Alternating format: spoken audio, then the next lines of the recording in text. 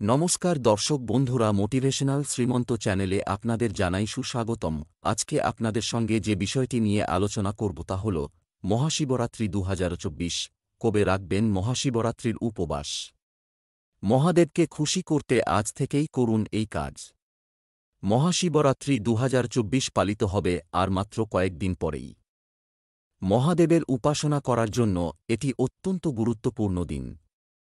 তার আগে জেনে নিন এখন থেকে কোনো কাজ করলে মহাশিবরাত্রিতে মহাদেবের আশীর্বাদ আপনার উপরেই থাকবে। বৈদিক ক্যালেন্ডার অনুসারে প্রতি বছর ফাল্গুন মাসের কৃষ্ণপক্ষের চতুর্দশী তিথিতে পালিত হয় মহাশিবরাত্রি। এই বছর মহাশিবরাত্রি পালিত হবে আগামী ৮ মার্চ ২০২৪ শুক্রবার। ধর্মীয় বিশ্বাস অনুসারে এই পুণ্য তিথিতেই বিবাহ বন্ধনে আবদ্ধ হয়েছিলেন শিব ও পার্বতী।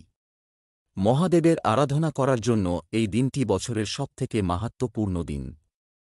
গোটা দেশেই মহাশিবরাত্রি অত্যন্ত ভক্তিভরে পালিত হয়ে থাকে।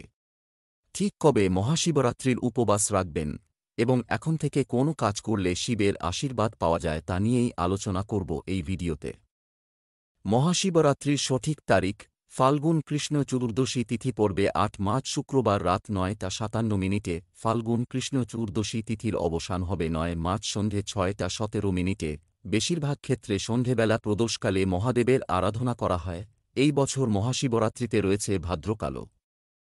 ৮ মার্চ রাত ৯টা ৫৮ থেকে ৯ মার্চ সকাল ৮টা ৯ পর্যন্ত থাকবে ভাদ্রকাল, তাই এর আগেই মহাশিবরাত্রির পুজো করে নিতে হবে। মহাদেবের আশীর্বাদ: রোজ শুদ্ধ মনে সম্পূর্ণ ভক্তি সহকারে মহাদেবের মন্ত্র উচ্চারণ করুন। মহাদেবের আশীর্বাদ যাঁর উপরে থাকে তাঁর জীবনে কখনও কোনো সংকট দেখা দেয় না। শিব শঙ্করের কৃপায় সেই ব্যক্তির সব বিপদ কেটে যায়। মনে রাখবেন, মহাদেবের পুজোর জন্য মহাশিবরাত্রি সবথেকে গুরুত্বপূর্ণ হলেও যে কোনো দিনই শিব পুজো করতে পারেন। বিশেষ করে প্রতি সোমবার নির্দিষ্ট নিয়ম মেনে শিব পুজো করলে মহাদেবের আশীর্বাদ লাভ করা যায়। ভোলেনাথকে খুশি করতে এখন থেকেই এই কাজ করুন। মহাদেবকে তুষ্ট করার উপায়: জ্যোতিষশাস্ত্রে শিবকে খুশি করার জন্য চালের উপায় অত্যন্ত গুরুত্বপূর্ণ। প্রতি সোমবার শিবলিঙ্গে কাঁচা চাল নিবেদন করুন। এই কাজ করার সময় খেয়াল রাখুন কোনো চালের দানা যেন ভাঙা না হয়। শিবলিঙ্গে প্রতি সোমবার চাল নিবেদন করলে আপনার মনোবাসনা পূর্ণ হবে। প্রতিদিন যদি শিবলিঙ্গে ৫টি করে চাল নিবেদন করেন তাহলে মহাদেবের আশীর্বাদে জীবনে কখনো অর্থাভাব আসবে না।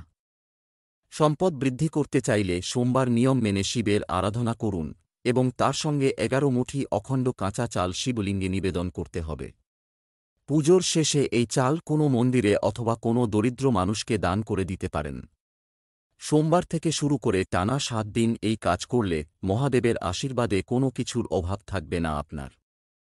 প্রচলিত বিশ্বাস অনুসারে প্রতিদিন শিবলিঙ্গে ৫টি করে চাল নিবেদন করলে মহাদেবের সঙ্গে দেবী পার্বতীরও কৃপাদৃষ্টি বর্ষিত হবে আপনার উপর। শিব পার্বতীর আশীর্বাদে সুখ, সম্পদ ও সমৃদ্ধি লাভ করবেন। আজ এখানেই শেষ করলাম। ভালো লাগলে আপনজনের উদ্দেশ্যে অবশ্যই শেয়ার করবেন। ভালো থাকুন, সুস্থ থাকুন। ঈশ্বর আপনার মঙ্গল করুক। নমস্কার, ধন্যবাদ।